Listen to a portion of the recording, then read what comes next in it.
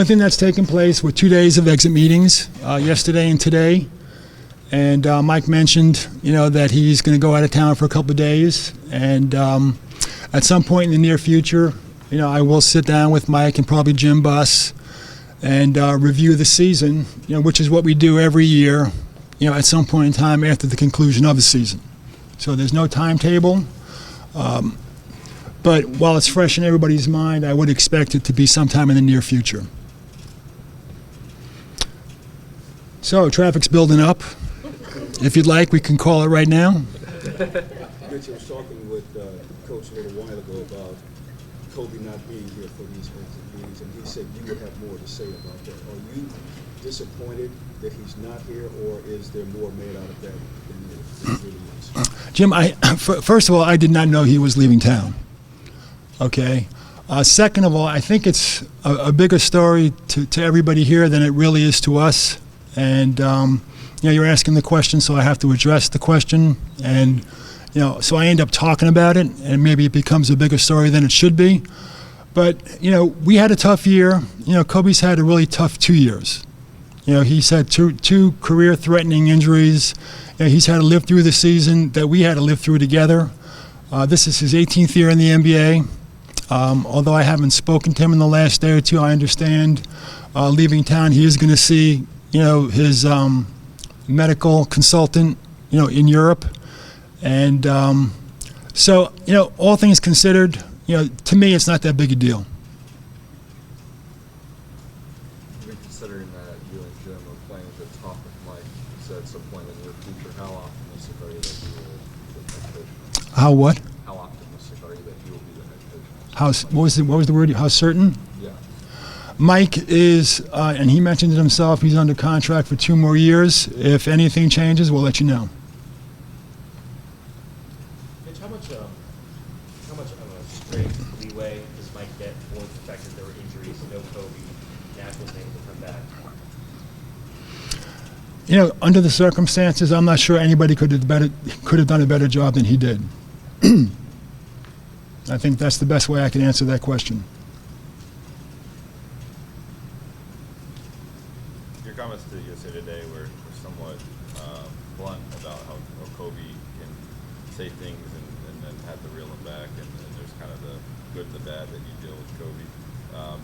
And Mike admitted that he has a professional relationship with Kobe, but considering that when Kobe was out for the season, made those comments that you guys would have to make a decision on Mike's future, do you feel like those two people need to get on the same page if they were both to be with the Lakers next year? I think the comments that you're referring to took place, during that period of time when there was a lot of speculation, going on regarding, I think Phil at that point in time was deciding whether to take the job in New York. And I'm not sure what he said was taken completely in context. I don't have it in front of me, obviously. It was a couple of months ago. So I don't, put a whole lot into that. A lot of times we're put in front of a camera or a microphone, and we think we're going to answer one question, and it ends up being another question. Now, you're still accountable. But, I've been around Kobe long enough, to know how he thinks, and I'm not really that concerned about it. Hey, Mitch, you've been planning for this offseason for a couple of years now, right? With the way that all the contracts have been expiring, probably the time not realizing that this high of a lottery pick, obviously, has any of that shifted in terms of when you want to bring in free agencies, thinking about this season and next season and following just basically the whole scope of plus the draft? Well, we didn't expect to have a good pick. And looks like we are going to have a good pick, and hopefully on May 20th it becomes a much better pick. But of course, there's always the chance it becomes a less attractive pick, and that's the nature of the lottery. But we do have a good pick. It's going to be exciting. We haven't had a pick this high, certainly since I've been here, and that's been quite some time. In fact, I think James Worthy was the last pick that we've had anywhere near this pick, and James was number 1, I believe, in 1982. And then I believe maybe Andrew Bynum was 10th, excuse me, and that was it. So that's exciting. We've been doing a lot of canvassing the country, of course, like everybody else, watching the games and looking at the players. It's a good group this year, so we're confident, that the asset, would be a good asset for us going into the draft. Regarding the other part of the question, cap strategy, financial flexibility, that's a big part. In particular, with the new collective bargaining agreement, it's really the main tool you have to work with to improve your team. Fortunately, we're in a market, I think, where that gives us advantages to pursue players. And if you don't have that financial flexibility, then you can't pursue a player. Now, we don't know exactly who the players are going to be. Some of them, it's easy to see who's going to be a free agent because they don't have options and opt-outs and things like that. Some of the players are going to make their mind up maybe early. Some of them might not make their mind up until June 30th. So that part of it remains uncertain. But we do feel, having, the draft pick as an asset and having the financial flexibility going forward is probably as good a position as we can be in. Do you plan to use the pick in the draft, or is there a possibility to use that in the trade? I think there's a possibility. Sure. There's really, right now, there's really nothing going on. Clearly, the teams that are in the playoffs, they're getting ready for the playoffs. Teams that are not in the playoffs, they're having their exit interviews. But there's not much conversation going back and forth from general manager to general manager. And that doesn't take place until the draft order is determined, which, as I mentioned, would be May 20th. Mitch, as of now, there's no LeBron or Durant or Love in this free agency spot. Is that where you? I think you name specific players, but there's no headline. Well, Mike, I can't comment on players that you've mentioned. So I'm not sure how to answer the question. The only thing we'll know with certainty is on July 1st or late June 30th we'll get a list of everybody who's a free agent.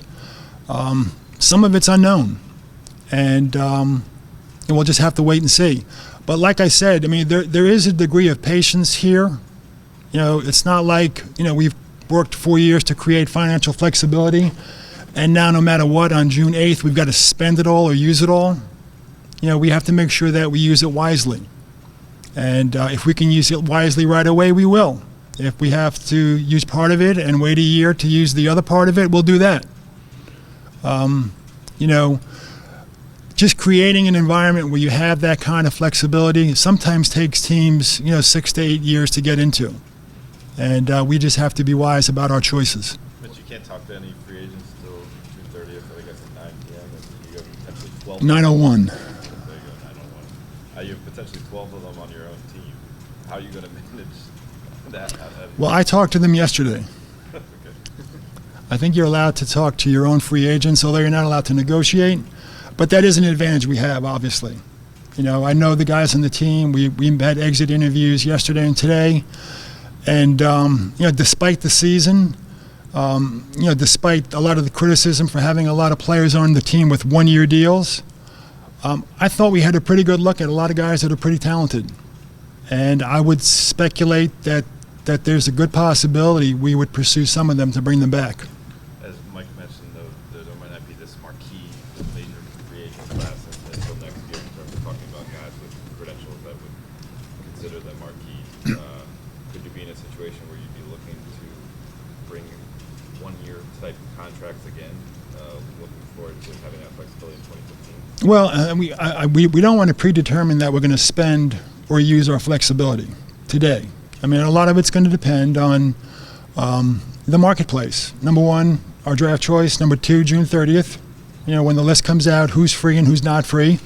And the marketplace, which will begin on July 1st. In other words, there's a lot of guys on our team that I like a lot, but we don't know what the marketplace is going to dictate that their, contracts would be going forward. You just don't know. You like one guy at a lot. Well, I like him at $2 million, which is a lot of money, but somebody's offering him $5 million. So, those are the kinds of things that you really can't predetermine. So we will have to wait until that marketplace, and go from there. When you look at this at the top of this draft class in general terms, what kind of expectations in terms of impact do you think those prospects can provide? Well, there are varying degrees. based on the player you're talking about, under normal circumstances, you do have to wait a year or two for a young player. A lot of times the kids that come out are freshmen, and it's rare, although we've seen it. The Davis, kid in New Orleans came out as a freshman and was an impact, right away. I think this is his second year. And he's a formidable player in this league already. But typically, based on maturity, position, it's going to take a year or two. I think there are some players in the draft, that are a little bit older, that aren't just freshmen. They may be in a position to play or make a contribution quicker. But once again, we have to wait to see, where we're drafting. And, the list is still incomplete in terms of early entry candidates, so we'll have to wait on that as well. Mitch, Mike talked about how the game of basketball has changed. It's this more wide open game that his philosophy that he likes to preach. Where do you see the game today and where it's headed, how it's evolving? I don't think there's any doubt it's changed. He's 100% correct. And if you look at college, it's what the college, it's how they play in college. A lot of those NC2A games we watched just, several weeks ago. I mean, they were pushing the ball up the court and guys taking three-point shots before there's even a rebounder near the basket. I mean, it's just how they play today. It is fun to watch. I thought at the beginning of the season this year, we were fun to watch. It was exciting. We were relatively healthy. And the way the rules are today, it promotes that style of play. I mean, there are actually coaches in the NBA that tell their team, we're going to score one of three ways. It's going to be a free throw, it's going to be a layup, or it's going to be a three-point shot. The idea of a two-point shot doesn't even come into a conversation with some coaches. And that's just the way it is today. Now, is it going to be that way 5 years from now or 10 years from now? I don't know. But it is entertaining. It's fun to watch. Players love to play that way. And I think it's here to stay.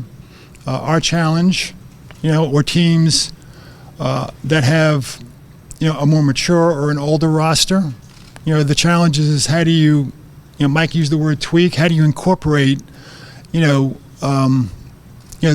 talents of certain players on a team, into a style of play if that's how you want to play. But I think that's the way the game is played today. Is Powell a priority in free agency? Is he a priority? Absolutely, he's a priority. I don't know why. If you look at the free agent board or the guys that you think may be free agents, there's probably not a player as good as Powell on the board. But, he's waited a bunch of years to become a free agent. And, July 1st rolls around, he's going to get phone calls. So we'll do our best to stay on top of it. And I think Powell has a great relationship with the organization. I know he loves the city. But he'll be pursued, and he'll have options, and we'll just have to see what the marketplace dictates, really. Powell allowed yesterday that the coaching situation here could have an impact on his decision in free agency, whether he come back here. He said it didn't know how big an impact, but nonetheless. Does that factor into your thinking on Mike at all? No. Not at all. I mean, I don't know how you could make that determination today. And let's just say it did. And then July 2nd rolls around and some team, makes some offer that's just, we wouldn't think would be a wise thing to match. Then what have you just done? We have to decide, what we think's best for the organization. And then when July 1st rolls around, we'll see where we stand. But you went through the Rudy T year and previous to that, Kobe, Shaq years and everything. Was this the hardest year of people's careers? No, actually it wasn't. No. I know it was difficult for our fans, and I thank them for their support and their patience. But early on, when the injury bug hit, there was really nothing that we can do. We had players under contract, that were, because they were getting paid so little, it was such a good one-year deal, that you could never trade them and get anything back in return that was better. So we really didn't have an opportunity to improve the team via trade. And then when the injury bug hit, and then Kobe got re-injured, you know, certain things are kind of out of your control. And I think Mike understood it. You know, we certainly understood it. It wasn't easy for our fans and, our partners, to live the year that we had. But quite frankly, there was really nothing you can do about it. And it wasn't a trade you can make, or we couldn't look back on it and say, well, that was a bad decision bringing that player on board. You know, they were all, I thought, pretty good players. We had a feel going into the season, how we wanted to end the season in terms of our flexibility. So I think we did the best we could. I don't want to harp on the injury side of it because nobody really cares in this league. But it's a big part of success in this league.